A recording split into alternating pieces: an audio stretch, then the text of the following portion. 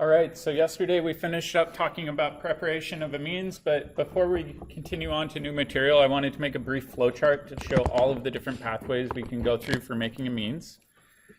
And we've got a whole variety of different pathways to make primary amines, so I'm going to show all the different possible routes. So for example, we can go from an amide to a primary amine. That's one route. We can go from a nitrile to a primary amine. That's another route. We can go from phthalimide to a primary amine. That was another route we just learned this chapter. We can go from sodium azide, excuse me, to a primary amine. That was another route. And you can go from ammonia to a primary amine. So we've got 5 different ways of making primary amines. It's kind of a choose your own adventure story. All right, so let's do the first one, going from the amide to a primary amine. How can we convert an amide to a primary amine? LAH, so you can reduce that. It's one of the weird ones where it doesn't convert it to an alcohol, instead it just converts it straight to the amine. All right, what about with a nitrile? Not quite. It's actually the same conditions, LAH and water. In either case, you're trying to do a reduction to get to your primary amine. All right, and then previously we saw the Gabriel synthesis with phthalimide. First step, we said you need to deprotonate it. Second step, you treat it with an alkyl halide. And then third step, we had to hydrolyze everything apart, which can be done using aqueous acid or rocket fuel, which was our hydrazine. It doesn't really matter what you use for step 3. It could be acid or hydrazine. All right, the next one was with sodium azide. That was the toxic reagent that we don't want to be exposed to if we can avoid it, but on small scale it's fine. And we said that this can do SN2 substitution, swap off that leaving group with an N3, an azide. And then we can reduce it using either catalytic hydrogenation or LAH. I'll just pick LAH. And then typically you do some sort of aqueous workup with this. All right? What's that? Oh, 1, 2, 2. Thank you. 1, 2, 3. Counting's hard some days. All right, and then the last one that we saw yesterday was taking an amine, and you can turn that into a primary amine. That was reductive amination, where we said all you need is some sort of buffered acid. And in this case, we'd want an aldehyde with that R group coming off of it. And then what was our reducing agent for this one? Yeah, NaBH3CN. So all 5 of these routes can be used to make primary amines. If we want to get to secondary, tertiary amines, we've got to kind of limit ourselves. We can't do substitution as easily. So let's say we want to convert this amine into a secondary amine. What I mean by that is we're going to add on a new group with this R prime.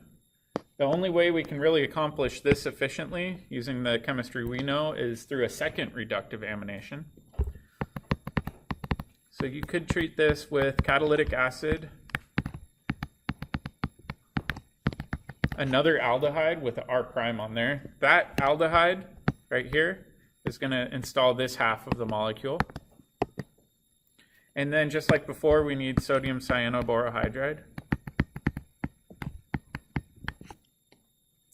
And then just like with this one, if you want to go ahead and make a tertiary amine, you can treat it with another equivalent of your aldehyde. I'll make this R double prime.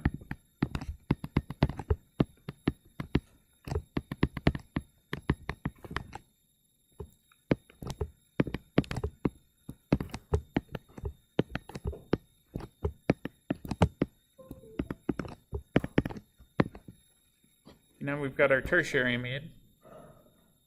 All right, and then for making quaternary amines, where you've got 4 different alkyl groups on it, you really can't do reductive amination because it just won't work. But we can do simple SN2 chemistry. So I'm going to make this an R quad prime alkyl halide. So you can do SN2 chemistry there. And when you do that, I know that's a lot of primes. Oh, wait, no, we only need 3 of them.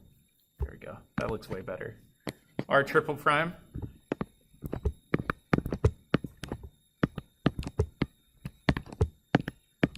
And you get this spider web looking molecule with 4 different alkyl groups coming off of it. And anytime you do this, the nitrogen is going to have a positive charge, which means the leaving group that you had in that step is going to be your counter anion. Does that make sense? So really, this is a flow chart for all the different ways we have of making different types of amines. Yep. It's not, it just won't work for tertiary. It's tertiary and can't react with carbonyls. Yeah, carbonyls will only react with primary and secondary amines. A tertiary amine won't form an imine or an enamine, so you have nothing to reduce to get to your amine. All right. So let's take a look at reactivity of amines. We've discussed preparation of amines for the past few lectures. And there's a ton of reactions you can do with amines. We're going to focus on some of the more basic ones. The first one we've actually already seen, and this is acylation.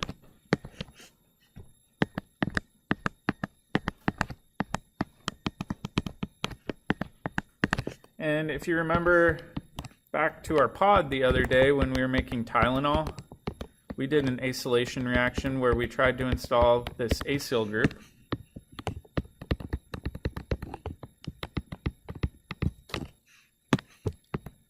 And anytime you want to do an acylation, you have your choice of reagents. You can either use an acid halide, or you can use an acid anhydride. So either one of these would work. In fact, let me pull this up. Why might you want to use the anhydride instead of the acid halide? Does anybody remember back in our lecture? I think it was the last chapter or 2 chapters ago. So why would we use the lower one, the anhydride, instead of the acid halide? It's gentler, right? So if you've got competing nucleophiles, you don't want it to accidentally acylate your other nucleophiles. So it's a bit more selective if you are running into that problem. All right, I'll show you the utility of this.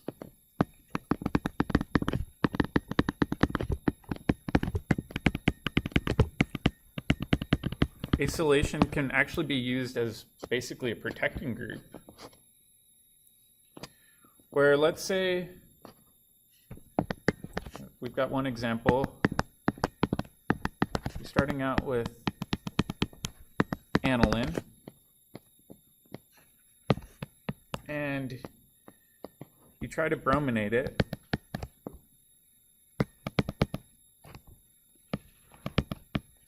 Oftentimes when you try to brominate aniline, it reacts uncontrollably. And what I mean by that is it can be difficult to get one bromine to install exclusively. Oftentimes what you get is a mixture of your monobrominated, dibrominated, and tribrominated products. So I'll just write overbromination.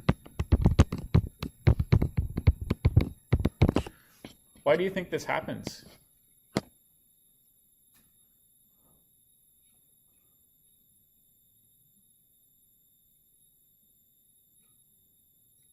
Because it can. Think about the NH2 group. It's a super strong electron donor. So this is a strong electron donating group, which can lead to overbromination. In addition, it's not very bulky, so you get a lot of orthobromination. So what you can do as a novel workaround is first acylate this. And if you acylate it, now all of a sudden you don't have a strong electron donating group. This is now just a moderate electron donating group, which means it's not going to react uncontrollably. Now if you treat this with your bromine and iron tribromide,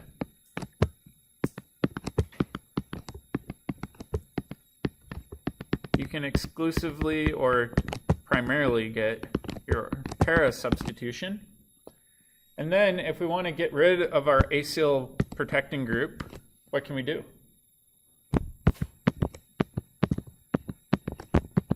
So now I want to get my NH2 back. I want to make my aniline derivative. What reagent can I use to hydrolyze an amide? If you used LAH, you'd still have that ethyl group, unfortunately. You can just heat this with acid.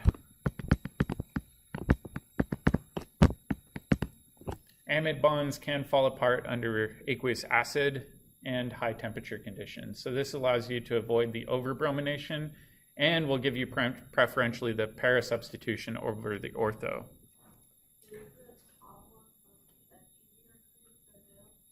Oh yeah, either one can be used. Sorry. It can be either iron or aluminum. Yep. I'll try to be consistent though. All right, let's take a look at another one. So here's another example of a problem that we kind of glossed over.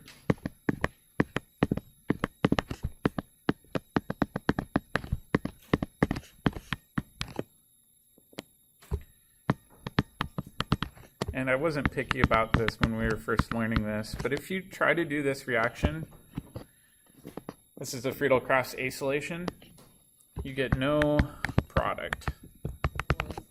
Right? I was kind of lying to you before to make your life more simple, but the reality is you would get no product. Does anybody know why?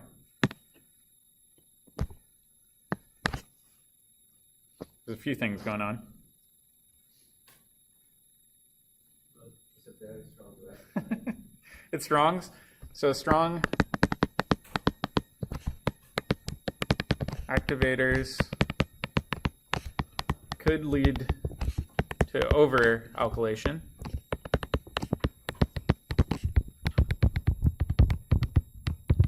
So maybe the problem is we're getting too many methyl groups on there. What's another potential problem? Think about the lone pair on the nitrogen.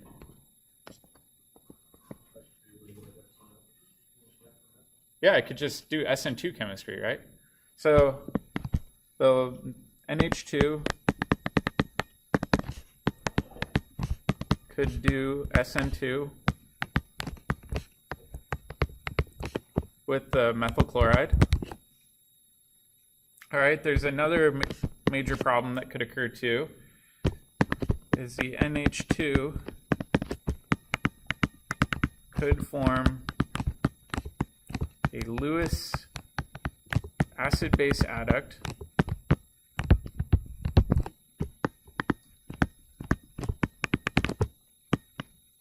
with your aluminum trichloride, meaning that lone pair could get donated into the aluminum's empty p orbital and tie it up, basically trapping that catalyst. So this has a lot of problems with it. However, acylation provides a workaround.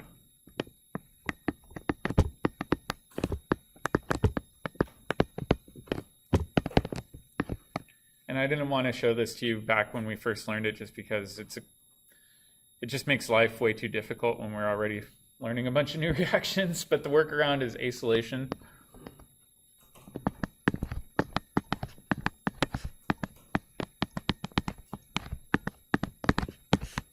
So for example, you could treat it with anhydride or an acid halide.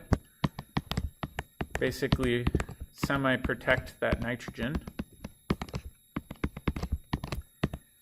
Now, if we think about the lone pair on that amide, it's not going to be a very good nucleophile.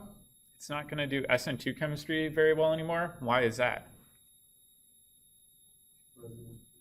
Yep, resonance, right? Whenever you're in doubt, resonance. That also means it's not going to donate electron density to the aluminum catalyst very much. It's just not going to be available as a lone pair in the same way it was when it was in the aniline form. All right, now that we've got this, we can treat this with methyl chloride and aluminum trichloride. Because this is now a moderate activator and not a strong activator, we're not going to run into the over-alkylation problem.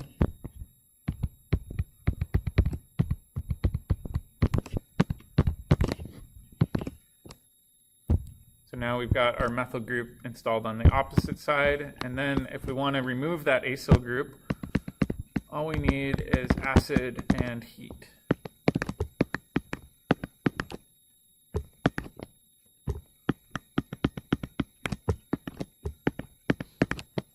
And now you can get your para-substituted aniline. Does that make sense? So really, when we look up at this reaction, I said no product. Let's add mess of products too. The reality is you might still get some alkylation to occur, but it could be very, very messy, and you wouldn't necessarily get exclusively para-substitution. Does that make sense? All right, so now we've got to look at a new reaction that's pretty powerful.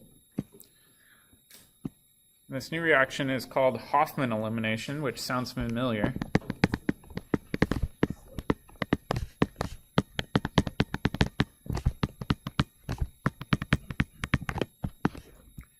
So it's a step back to second term.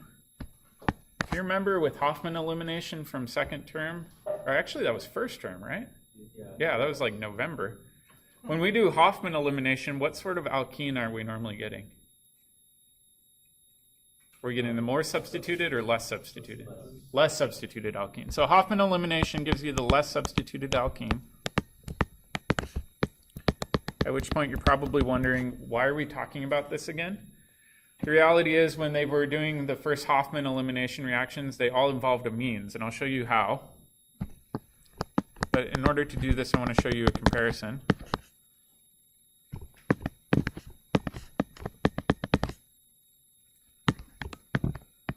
So we'll compare an alcohol to an amine.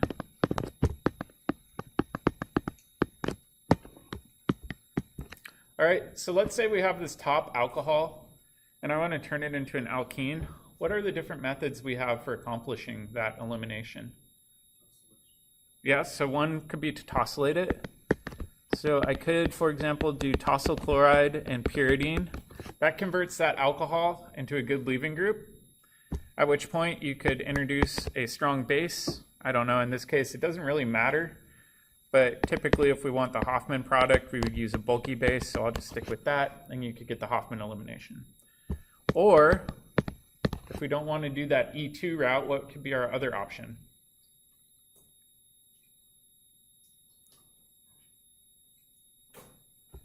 Could do catalytic sulfuric acid and heat. That was like what we did in our cyclohexanol lab, where we did a dehydration of cyclohexanol and made cyclohexene by treating it with strong acid and heat. Either one of these can be used.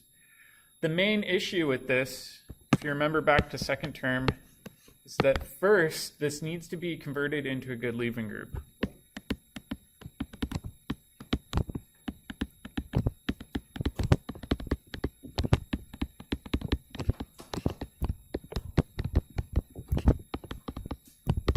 Right, so in the top example with tosyl chloride, we tosylated it to make it a good leaving group. And in the bottom one with acid, we protonated it to make it a good leaving group. Water, when it falls off, is an excellent leaving group. The same is true for amines, right? If we think about amines, we need to change this amine into a good leaving group somehow. And oftentimes students will say, well, can't we just protonate it? Not really. Tosylation still doesn't work really well. Instead, we've got a better option. The easiest option is to purposely over-alkylate it. Like I said before, if you treat an amine with an alkyl halide like methyl iodide, it will over-alkylate it. You'll form your quaternary ammonium salt, where it has 3 different methyl groups coming off of there. And then in step 2, once you have that nitrogen with positive charge, all you need is some sort of weak base, and you can kick off that nitrogen and form your double bond. So let's take a look at the mechanism, at least the mechanism that's shown in the book.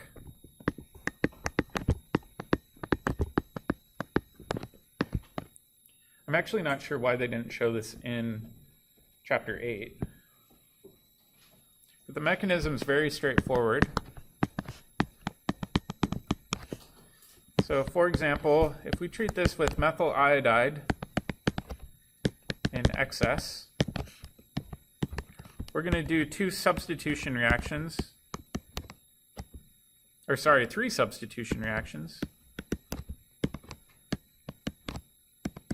You'll get a nitrogen with a positive charge, and your conjugate, or your counter anion, it will be the iodide floating around.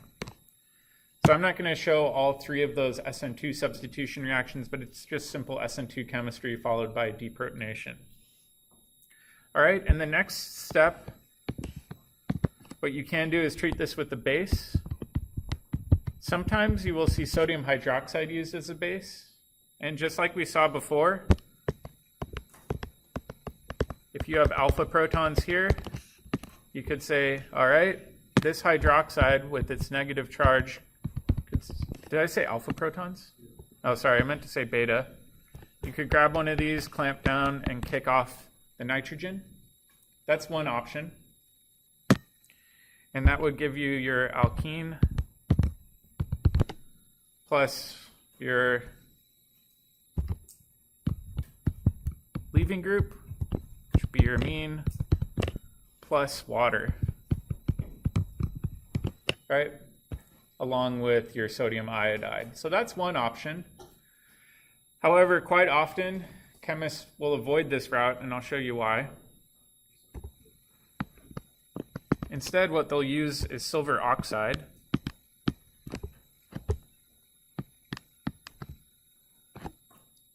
So specifically silver 1 oxide. And the neat thing with silver oxide is it will precipitate out the iodine.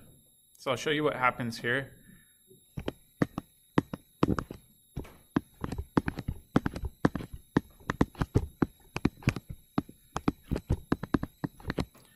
So when you do this, you'll precipitate out silver iodide. So I'll just write silver iodide solid along with the down arrow. This precipitates out.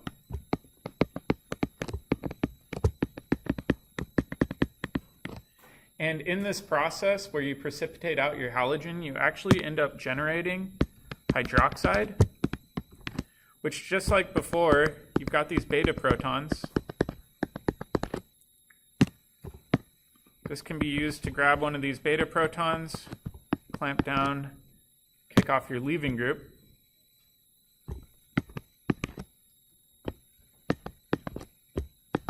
Give you your alkene.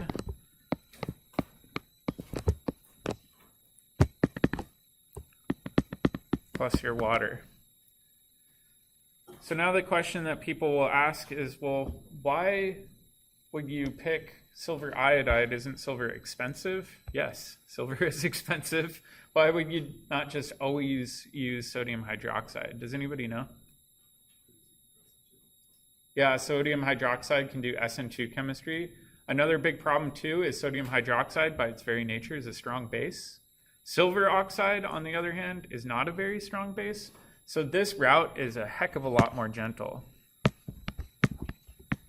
So this is a gentle reagent. It avoids unwanted acid-base chemistry, avoids unwanted elimination chemistry, avoids unwanted substitution chemistry. It allows this reaction to occur a lot more gently than would with direct sodium hydroxide. All right, so let's take a look at a bit more of this in detail.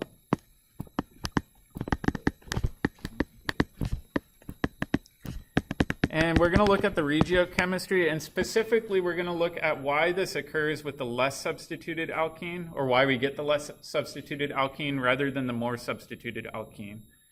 So let's take a look at the regiochemistry for this reaction. We're going to go way back. So we're going to brush up on some skills we haven't used in a while.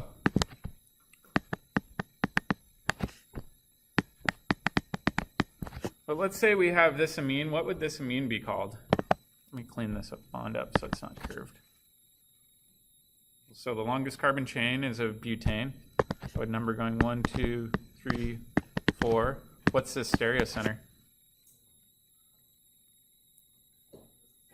Be S.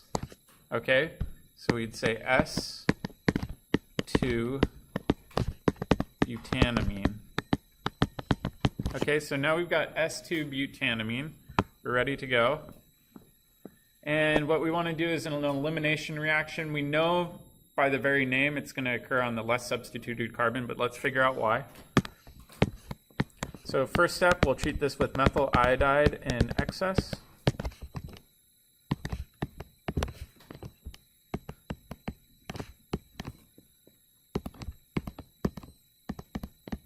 I'm not going to draw out all of the Me groups. And then we'll have iodine or iodide as our counter anion. All right, and then in the next step, we're going to treat this with silver oxide, silver 1 oxide.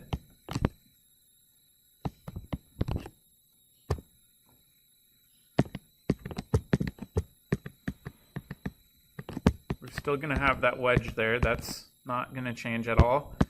But really what we're going to do is create hydroxide, precipitate silver iodide solid. And now we've got to pick our our beta protons. And if we look at our beta position, we've got beta protons right here. All right, one's a wedge, one's a dash. And for the blue ones, I'll put them over here. Doesn't really matter if they're a wedge or a dash here because it's a methyl group, so I'll just show all of these. So we've got 2 different types of beta protons we can choose from. So now what we're going to do is we're going to draw the Newman projections. Thought you were done with these. Not quite. So we're going to look down that bond, and we'll draw it in this red box over here. And then we'll also look down the alpha-beta bond for these.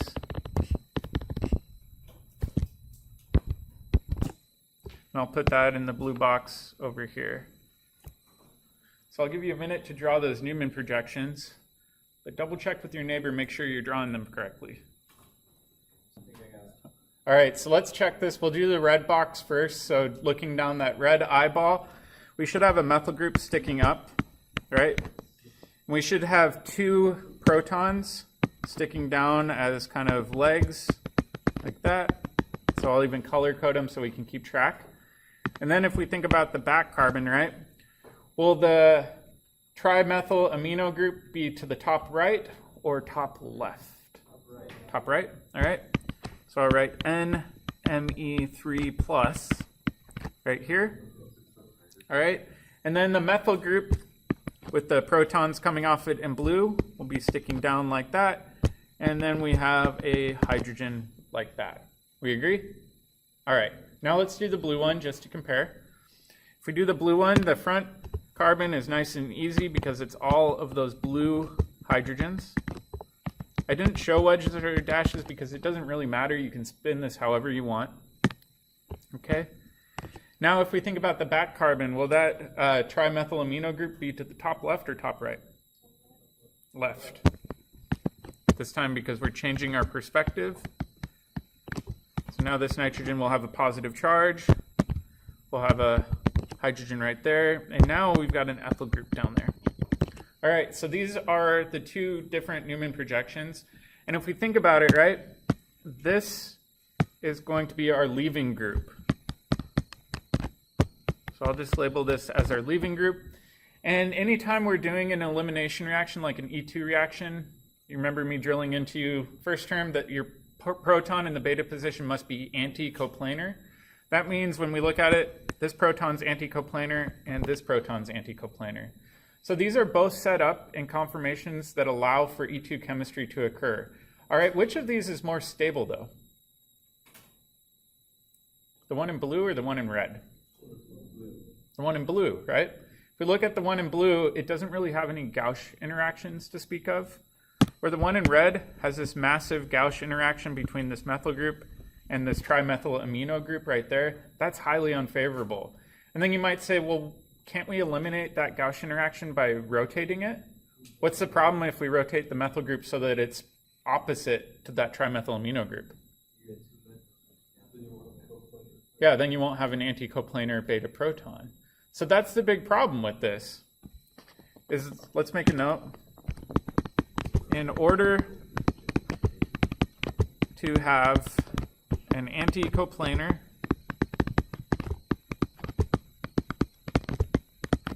beta proton, you are forced into a conformation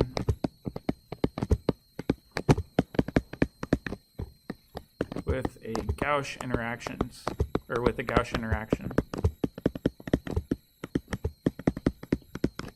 That means the one in the red box is less stable / less likely. Ideally, whenever you do a reaction mechanism, you want to go through the most stable intermediate, right? That's the most probable intermediate that will get you to your product. That means that this is the more stable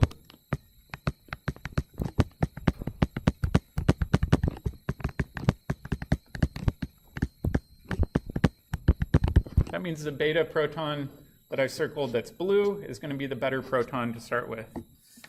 Okay, so if we think about this one, yep. You circled the green of the H's because they're anti-coplanar. Yeah, I circled the protons that were specifically anti-coplanar to our leaving group. Okay, so now when we go ahead, we know that that more likely intermediate is going to be a lot better. So I'm just going to write this over here. We can say, all right, right away we know this is going to grab one of these anti-coplanar beta protons off the blue position and kick off the nitrogen right here. And I forgot my positive charge on my nitrogen, so let me add that in.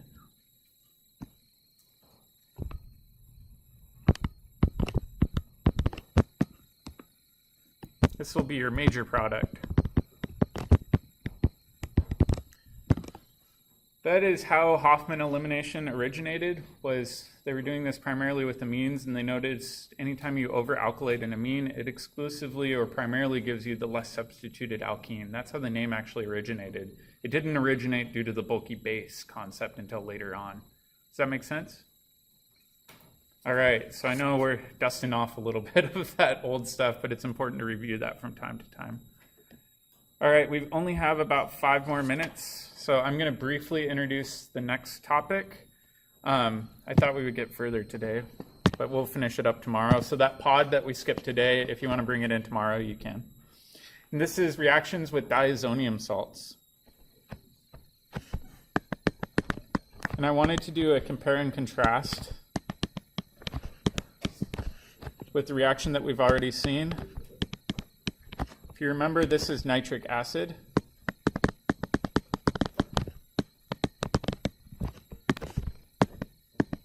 If we treat nitric acid with a stronger acid like sulfuric acid, what will we end up with? We saw this back in our electrophilic aromatic substitution chapter. Yep, and what we can do is, let's just really quickly pencil this out. I'm going to erase it. This is just for review. You can protonate this alcohol.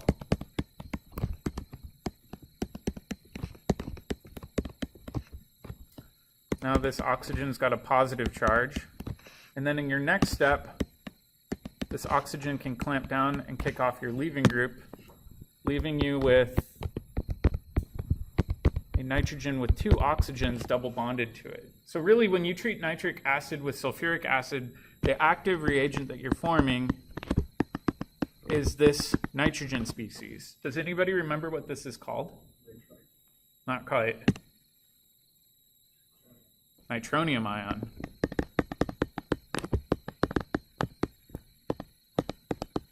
And like I said, the reason that we do this is to make a really strong electrophile. If you've got a weak nucleophile, it'll really quickly attack that nitrogen because that nitrogen is not happy in this conformation or at having a positive charge. Okay, so I'm going to erase this just for the sake of space, but I did want to show you a compare and contrast.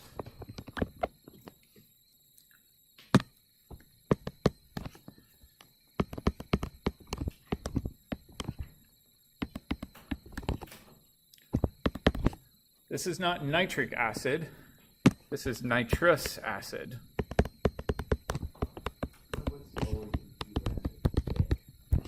That has to do with the oxidation state, and we're not going to get into that. Yeah, it's kind of old school naming convention.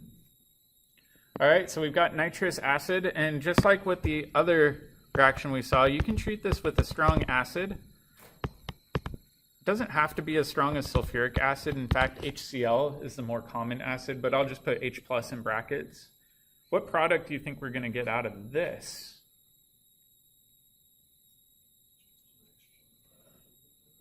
Yeah, so let's draw it. A lot of students will draw it like this, and they'll say, all right, if we do this, we'll have these here, and this nitrogen will have a positive charge. Does that look like a very happy nitrogen? No. Why not? Nitrogen Does not have a full octet. Is there any way to make this a happy nitrogen? We can dump down a lone pair from that oxygen.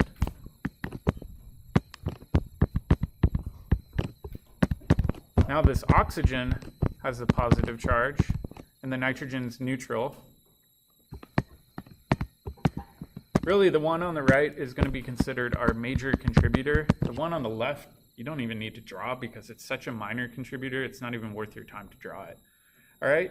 This isn't called the nitronium ion. This is called the nitrosonium ion.